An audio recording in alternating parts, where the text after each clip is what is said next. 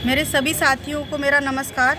जैसा कि आप सभी ने हम लोग को जो जिम्मेदारी सौंपी है कि जो मध्यस्थता से रिलेटेड ये कार्य जल्द से जल्द हो जाए, आचार संहिता लगने से पहले हमारा मुद्दा कैसे भी करके सॉल्व हो, तो उसी के कार्य प्रणाली के अनुरूप हम लोग सारा कार्य कर रहे हैं। और ये मान के चलिए कि जब से सदन में बेसिक शिक्षा मंत्री जी का बयान आया है कि वो भी यही चाहते हैं कि जो दोनों पक्ष पीड़ित हैं उन सभी में आपसी सहमति हो जाए, और वही मध्यस्थता का रास्ता उन्होंने भी सुझाया है, जिस राह पर हम लोगों ने प्रयास करना स्टार्ट किया है और जिसके लिए हम निरंतर रूप से कार्य कर रहे हैं। तो ये मान के चलिए पिछले 5 दिनों से इसी कार्यक्रम के तहत हम लोग लगातार दौड़ रहे हैं, जैसे भी करके हमारी बात बेसिक शिक्षा मंत्री जी तक पहुंच पाए। उसके लिए हम सुबह आ रहे हैं तो पता चलता सर सदन चले जा रहे हैं, तो इसी कभी बताया था सर शाम तक नहीं मिल पाएंगे, कभी मीटिंग चल रही है। तो फाइनली आप मानकर चलिए कि आज हम लोग इस सफलता में कामयाब हुए, हमें ये सफलता प्राप्त हुई। हम लोग लगभग 5 घंटा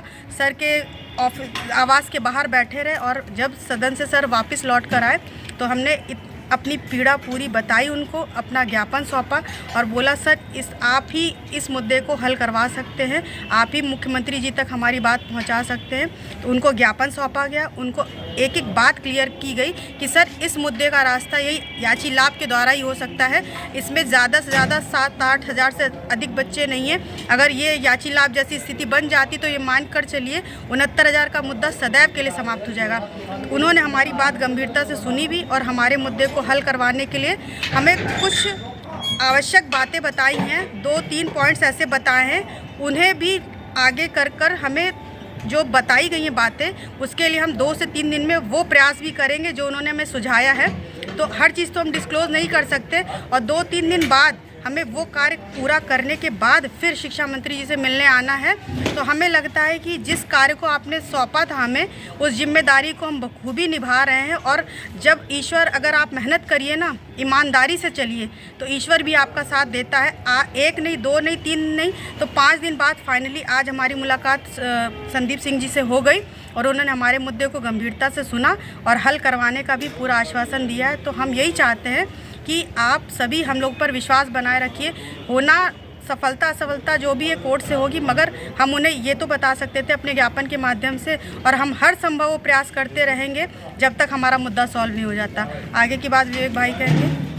साथियों नमस्कार, भाइयों बहनों, शिखा बहन सही कह रही हैं। 5 दिन से हम लोग लगातार पूरी कोशिश में हैं कि संदीप सिंह जी से हमारी मुलाकात हो और बीजेपी के वरिष्ठ नेता उनसे भी मुलाकात हो, शिक्षा विभाग के बड़े अधिकारी जो भी हैं वरिष्ठ अधिकारी उनसे मुलाकात हो।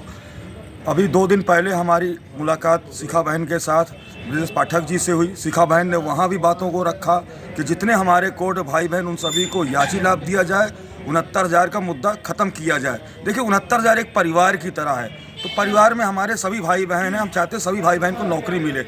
और आज संदीप सिंह जी से भी सफल मुलाकात हुई, वहाँ भी शिखा बहन ने रखा, हमने भी पक्ष रखा, और हमने ये भी पक्ष रखा था ब्रजेश पाठक जी से कि 61 लोग हम लोग जेल गए, उनका भी मुकदमा वापस हो, उसमें सभी जात धर्म के लोग हैं। आवाज़ संदीप सिंह जी के सामने भी हमने यही रखा कि 61 के जो मुकदमा है वो वापस लिया जाए, उसमें सभी जात धर्म के लोग हैं। उन्होंने आश्वासन दिया कि बिल्कुल सही बात है, हम पूरी कोशिश करेंगे। सीएम साहब महाराज जी से भी निवेदन हम लोग उनके माध्यम से करवाए हैं कि हम लोग का मुकदमा वापस हो। आगे की बात मलकी सिंह जी करेंगे। साथियों नमस्कार, आज बड़ी प्रसन्नता हो रही है कि जैसा कि दीदी ने अभी बताया, विवेक भाई ने बताया कि 5 दिन लगातार अथक प्रयास के बाद जो हमारी मेहनत है वो सही रूप में उसका जो है अंत हुआ है। क्योंकि आज हमारी एक सुखद मुलाकात माननीय बेसिक शिक्षा मंत्री से हुई है, और उन्होंने हमें आश्वासन दिया है कि आप लोगों के साथ कोई ऐसा कार्य नहीं होगा, आप लोगों को इंसाफ मिलेगा।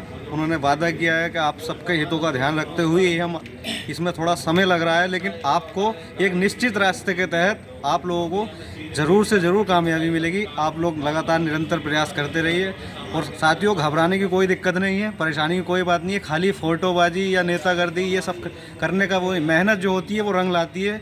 और इसी मेहनत के वजह से रात के शायद कितने बजे हैं, इतनी रात को सुबह से लगा कंटिन्यू यहाँ पे रुके हुए हैं। दिखाइए, सुबह से कंटिन्यू हम यहाँ पे बने हुए हैं। हालांकि सत्र चल रहा है, इस दौरान जो है मिलना बड़ी दिक्कत है, लेकिन हम लोग डटे रहे यहाँ पर। अंततः हमारी रात 8 बजे के आसपास अभी अभी अभी सुखद मुलाकात हुई और बहुत अच्छा परिणाम आने की इसकी संभावना भी बनेगी। बहुत बहुत धन्यवाद। अपने सभी साथियों को पूरा विश्वास दिलाते हैं कि अगर ये मुद्दा सॉल्व हो गया तो आप सभी जानते हैं कि जो हमारे ऊपर बेरोजगारी का दाग लगा वो हमेशा के लिए समाप्त हो जाएगा।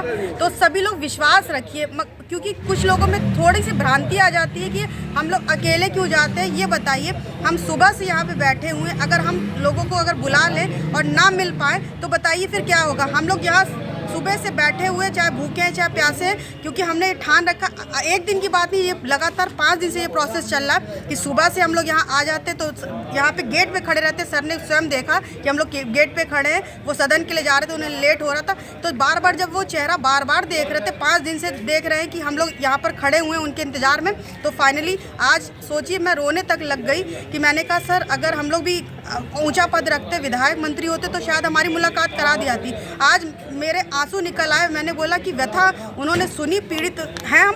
जैसे ही सर सदन से लौट के आए, वहाँ पर उन्होंने जाकर इन्फॉर्म किया ये लड़की 5 दिन से लगातार इनके साथियों के साथ आ रही है, तो उन्होंने तुरंत बोला तत्काल प्रभाव से ठीक है हमारी मुलाकात करवाइए।